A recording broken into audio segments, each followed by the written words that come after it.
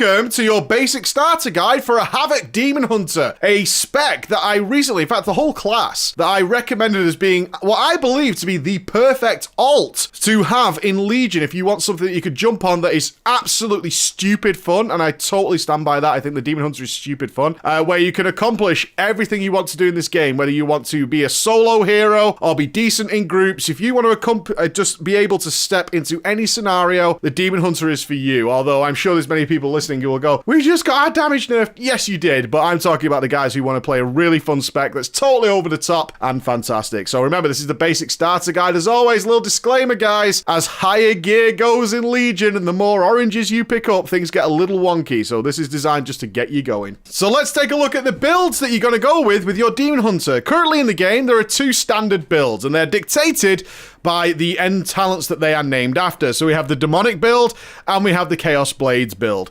Now, as the Demon Hunter is fresh for Legion, it is designed with Legion in mind. So what you'll actually discover as we go through these talents is, depending on which end talent you chose, the talents that you pick elsewhere are dictated to you to make the whole system simpler. The stats for the Demon Hunter are a little wonky.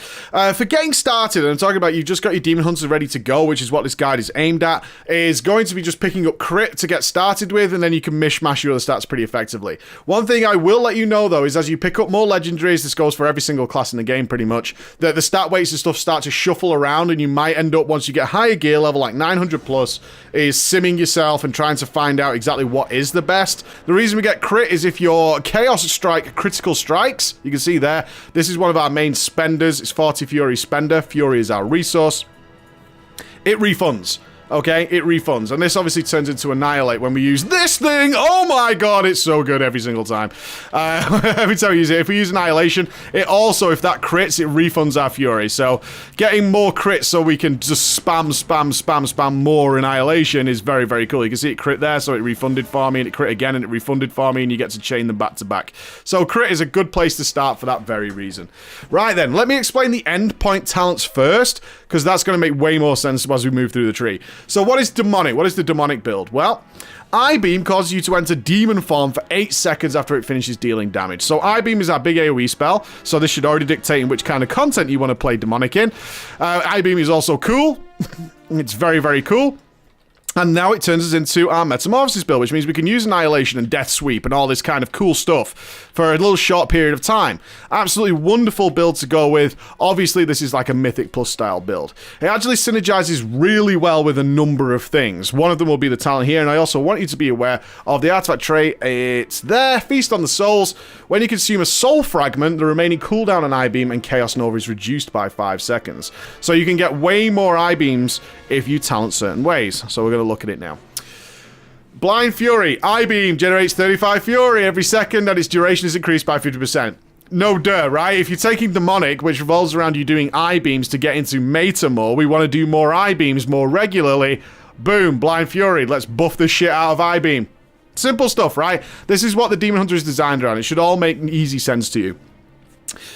Our other choice is Fel Mastery. Increases Fel Rush damage by 30% and grants 35 Fury when Fel Rush damages at least one target. So these are supposed to be technically like Fury generators, but it's all got to do with what's synergizing well all the way through the tree that's going to help you do that. It's like, do I want to prioritize I-Beam or Fel Rush more while playing Demonic? Well, obviously, you're kind of leaning towards I-Beam, aren't you? It makes way more sense. And if you're doing that, you're generally going to be in your AoE build. So what about if I'm single targeting? Well, Fellblade is the big single target choice. Charge to your target and deal 234,000 damage. Demon's Bite has a chance to reset the cooldown of Fellblade. So what you get when you go with the Chaos Blades build, which is the other build from Demonic, is this single target proc that generates good fury and smooths out, or that's what we hope it'll do. A lot of DKs will be rolling their eyes, Demon Hunters will be rolling their eyes right now. But the idea is to try and smooth out our fury generation so we can keep our DPS going and not run into downtime, which can happen on long-term bosses, so be prepared for that. So these talents should make sense. If you go in Chaos Blade, you want Fellblade. If you go in Demonic, you want Blind Fury. Moving down then, Demonic Appetite. Chaos Strike has a 25% chance to spawn a lesser soul fragment, and consuming any soul fragments grants 39 Fury. What did we just talk about? Soul fragments reduce our I-Beam, right? We just figured that out. Consuming a soul fragment, the remaining cooldown of I-Beam and Chaos Nova is reduced. So that means that when we're in here, Chaos Strike, for those who are unaware, we'll talk about it later, is our spender when we have nothing else, right? It's our spender. This thing now generates lesser soul fragments, and hopefully I can spawn one here and you can see it. Oh, come on, be a friend. Be a friend of the channel. There we go. Okay. Oh, it just picked it up. You see that purple thing that just fell on the floor? That's your soul fragment. They'll heal you in open world, which makes this spec, this class super fantastic when you're out in open world content because you can heal up. And if your I-beam is on cooldown, which it will be if you're playing demonic, then using those orbs will reset the cooldown on it much, much quicker, as will, you know, killing targets and stuff like that. So there you go. See the soul fragment picked it up, and I'm getting I-beam back far faster by picking those up. Do note though, I automatically pick those up. Doesn't always work that way, so keep your peepers open if you're playing demonic to pick up your lesser soul fragments. But it should make now perfect sense why, if we take Blind Fury demonic, we want demonic appetite. Prepared then, reduce the cooldown of Vengeful Retreat, which is our awesome backflip. Ayo! Way! I'm cool. Reduce cooldown of Vengeful Retreat by 10 seconds. It generates 110 Fury over 10 seconds if you damage at least one enemy with Vengeful Retreat. So you can start to see that Fell Mastery and Prepared really synergize well with the talent we're going to talk about soon. These all work pretty obviously together, don't they? It's a very, very obvious system, which I really like. Demon Blades. Now, you'll probably hear nightmares and hatred about Demon Blades, right? Demon Blades, certainly when it was first introduced in the alpha, was just the worst thing ever. It's not actually too bad now, although some people will be like, I hate it, especially the long-term Demon Hunters, but I don't think it's that bad. It replaces Demon's Bite. So Demon's Bite is actually our generator. So if you don't have Demon Blades, to generate Fury, without using I-Beam, because obviously we spec'd into Blind Fury to generate Fury, we'll have this spammable ability, Demon's Bite, that just generates some Fury to get things going on with, right? This is how we generate outside of I-Beam. Demon Blades gets rid of that completely, and your auto attacks will generate 60% chance to deal additional shadow damage and generate Fury. And it's something that, unfortunately, yes, I do have it, synergizes really well with this thing, the Anger of the Half Giants, which is something that a lot of people think, or will tell you that Demon Hunter is kind of based around having, which is Demon's Bite generates an additional 1 to 14 Fury. The obvious issue you can run into with Demon Blades is that sometimes it doesn't proc and you just don't have any Fury. And you can't do anything about it because you've given up your go-to generator. But generally speaking, it does work out better. And it synergizes well with all the other things that we have here. So be aware that if you do take the Chaos Blades build, as you'll have seen in the screen in the background, Demon Blades is the way to go.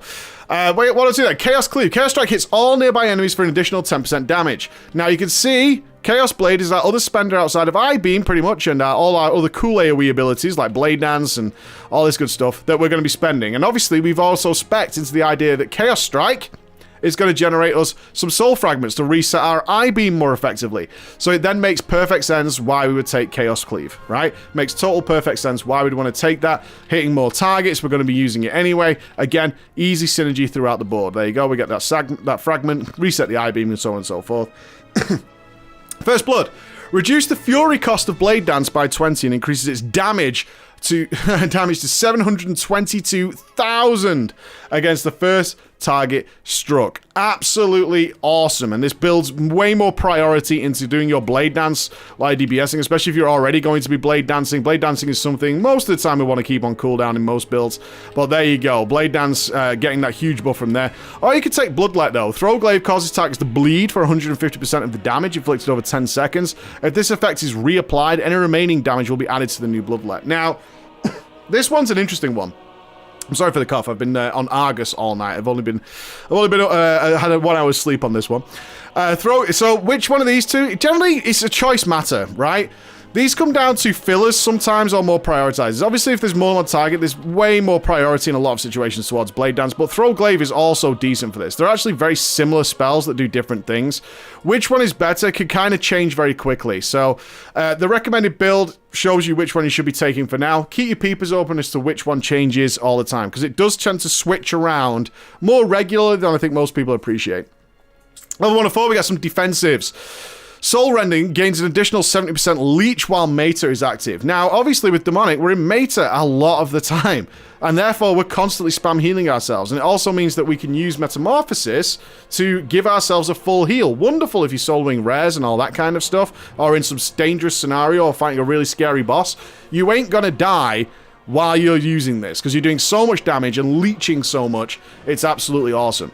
Netherwalk, though, as we've just seen from the recently released Tomb Raid, Netherwalk is a talent that you're probably going to want to take. Especially for a little guy called Kill Jaden. Slip into the Nether, increasing movement speed by 100% and becoming immune to damage but unable to attack. Last 5 seconds. So for those of you seeing Kill Jaden, I killed him recently on my Demon Hunter. There is the soaking of large meteors that need immunities. Demon Hunters are great at this.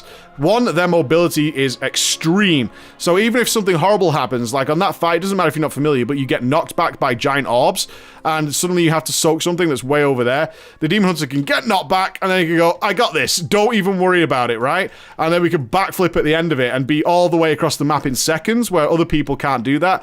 And then you can Netherwalk and soak this really scary thing and save the raid. You can be that bro as the Demon Hunter. So be aware of what this does. Desperate Instincts. Blur now reduces the damage taken by an additional 15%. Additionally, you automatically trigger Blur when you fall below 35% health. Now, the Blur below 35% health is useful in some scenarios. Having the extra flat damage reduction is cool. It is cool. Blur is our defensive, okay? Increase your chance to dodge by 50%, reduces all damage taken by 35%. So if you want to pick this up, and you're absolutely, certainly if you're not taking Demonic, so you've got way less uptime on Metamorphosis, you might want to take Desperate Instincts, unless you need Netherwalk in order to survive something like Kill Jaden, okay? Okay, 106, Momentum. A lot of you have probably heard about Momentum. A lot of people turned away from the Demon Hunter because of Momentum. Yeah? This is the thing. So Momentum still has its place in this game. It absolutely does. Especially in some places like Mythic Plus, it makes total sense that you take Momentum. So what does it do? Fell Rush and Vengeful Retreat increase your damage done by 20% for 4 seconds. Now, the issue is, Momentum used to be much easier to use in terms of keeping the uptime up on the buff, because you gain a buff. In fact, I'll show you. So when I rush, you can see I gain this buff for a very short period of time, increasing my damage done by 20%. Now, if you do take Momentum, you're going to have to learn to use it properly, because you don't have as many options to activate it anymore. And you want to line it up with stuff. There's no point, for example, Momentum gives us this short-term damage buff, right? That's what it does. There's no point in using it and having nothing to do, right? It's just a total waste. So Momentum is about constantly thinking, one, about position, because Demon Hunters used to die a hell of a lot from going, let's say this is fire, and they were attacking. It's like, oh, I need to keep Momentum up, and then, dead. Sorry, all the time in the early Legion. All the time. So you have to be thinking, where can I move to so I'm not going to be out of melee range for too long? How can I abuse things? So if I was DPSing this, I could Vengeful Retreat into the wall and play with my camera and I keep in melee range. You've got to be thinking about that. It's a really advanced style of play that often doesn't pay off in modern era Legion, but watch out for it, because if you play it well, you can obviously do things like generate some fury and have some fury ready to go, right? And we can absolutely do things like Momentum into I-Beam, into Death Sweep while Momentum's still up, and then Momentum's down, but then I can Fell Rush while I'm still in there. And you can see what I'm saying? We can do all this cool stuff in that Momentum buff. So be aware, especially if you're doing Mythic Plus, high-end Mythic Plus or something like that, that you can get good advantages of Momentum if you play it correctly. Now, most people are just going to rock Nemesis because it doesn't carry any of that weight. It doesn't carry any of that bullshit baggage, unfortunately. Well, fortunately, you have another choice. Nemesis is a very interesting spell. It's a 2-minute cooldown. It increases the damage you inflict against the target by 25% for 1 minute. So instantly in your brain, you should now be going, that makes perfect sense with Chaos Blades, where we're stacking all the DPS cooldowns. Correct. But it also works really well with Demonic.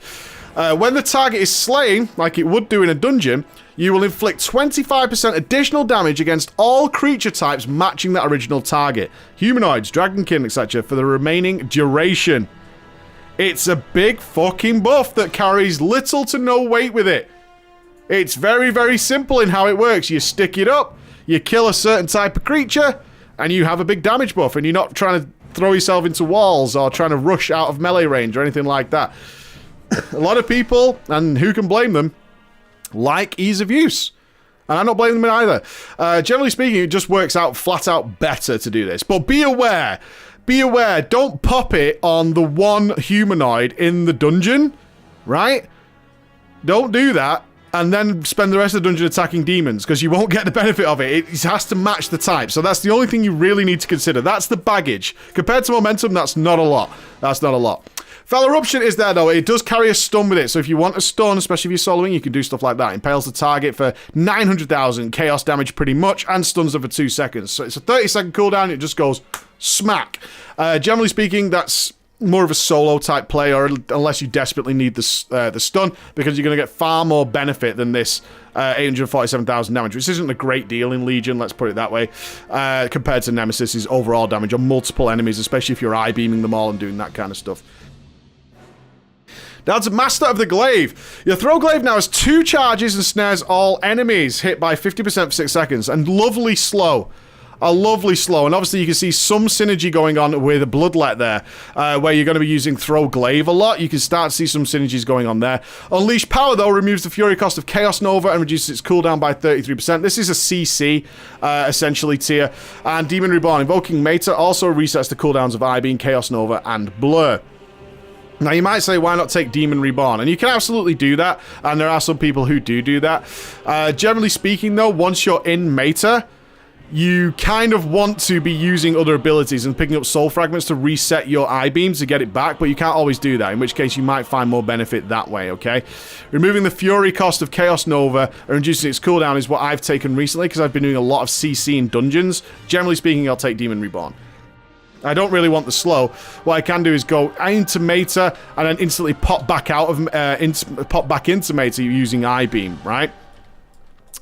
Yeah, so we can go in, we can get started, we can do our DPS, we go, oh, lol, eye-beam, get all the sweet fury for it, boom, and then we go hamburgers, hamburgers, pick up as many soul fragments as possible, and then we can reset back down our Chaos Nova, right? And Blur, which means we can back-to-back stun and do those kind of things. So this is what I really like, because we're going to be popping into Meta a lot. It means you get plenty more Chaos Novas and plenty more Blurs, right? You get plenty of more cooldowns to use, which is very helpful the harder content you do.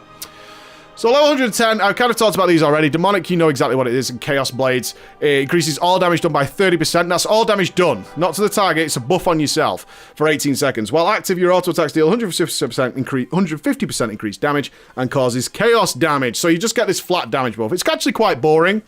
Chaos Blades is quite boring, and that's the nature of the Demon Hunter. Everything looks very, very awesome, but is not that interesting once you actually get to the nitty-gritty of it. Like, if you really want technical stuff, like momentum and stuff carries that kind of weight, but not really anything else. So those are the talent setups and your stats that I'd recommend you take. Let's look at the gameplay.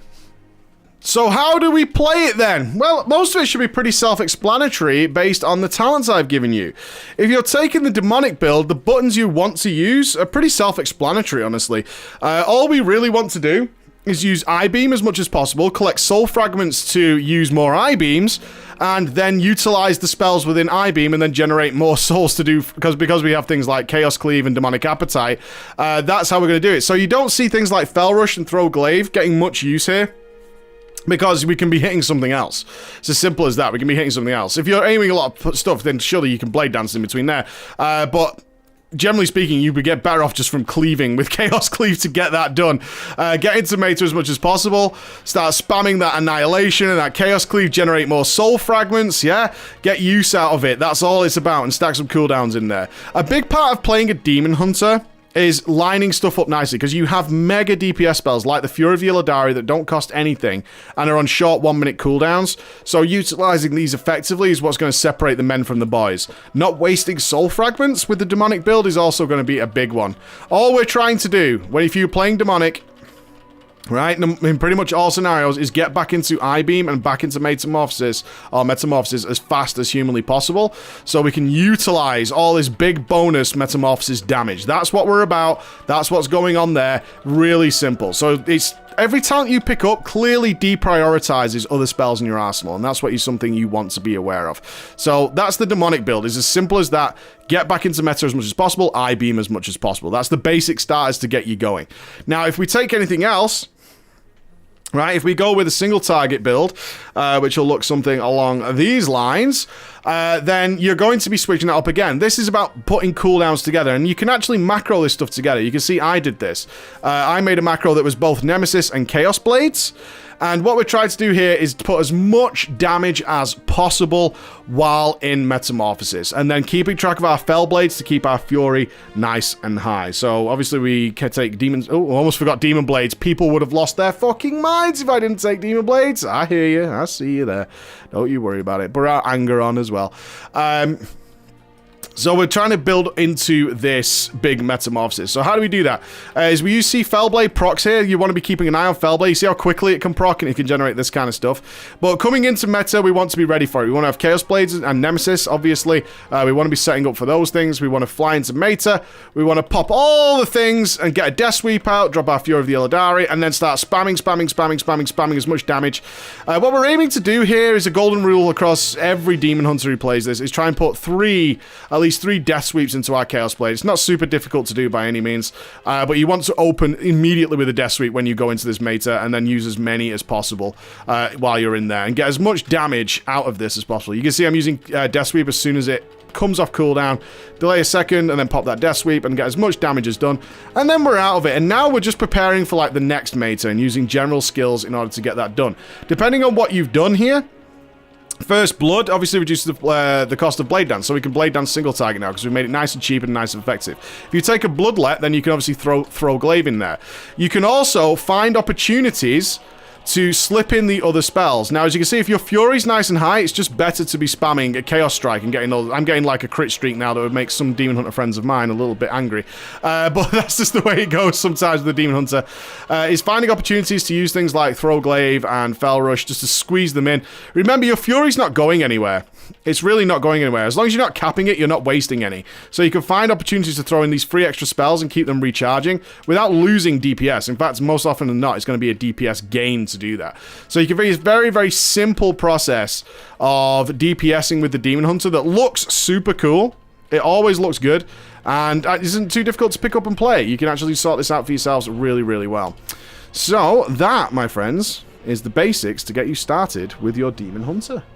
My conclusion to the Demon Hunter is simple. I love this thing. I have so much fun with it. Yeah, it's very simple to play, and I think a lot of players actually appreciate that, and I don't think it's something that you should be sad about or moaning about. In fact, it can become very tricky towards the end game, and you can pick up talents that increase the difficulty and complexity of the spec. At the moment, you don't really need to, but those options are there should they come back, and now you know exactly if they do come back, how you're supposed to use them and how you're supposed to think about them. There is definitely a level of complexity here that goes unnoticed, but for the most part, you can actually do extremely well with your Demon Hunter without having to go really, really in depth, which is why I appreciate it for a lot of players of the game who don't want to spend lots of time looking at spreadsheets and all that kind of stuff and figuring out gear. They want to go out there, they want to do some world bosses, transmog runs, all that kind of stuff. And the way this spec works with picking up healing, being able to burst down enemies by going into a really strong metamorphosis and do great dungeon damage and all those things, all the content that sometimes people go, my class isn't great at this content, my class isn't good at that content. The Demon Hunter has none of those issues. Add-ons I'd recommend, though, are definitely things like Weak Auras and Tell Me When. Those are a must. So those are the options in your screen that show you the countdown of your spells, nice and clear. Obviously, if we're doing things like trying to fit in as many Death Sweeps as possible, if we're trying to track our I-Beam effectively, it's better to have those nice and upfront in your screen. If you're using something like the Chaos Blades build, knowing that Chaos Blades, Meta, and Nemesis are coming up in, you know, even in a minute's time, can make them all the better. So I recommend you get stuff like that, and good luck going and getting yourself some legendaries, some nice ones. There are some very cool ones out there. I've spoke about Anger of the Half Giants. There's also one that I picked up the other day called Radon's Cascading Eyes. Let me read this to you if you don't know what it does based on the demonic build. The remaining cooldown of I-Beam is reduced by 0.3 seconds every time it hits an enemy. It's a lot of fucking I-Beams, ladies and gentlemen. The Havoc Demon Hunter. Enjoy, my friends. Bye-bye.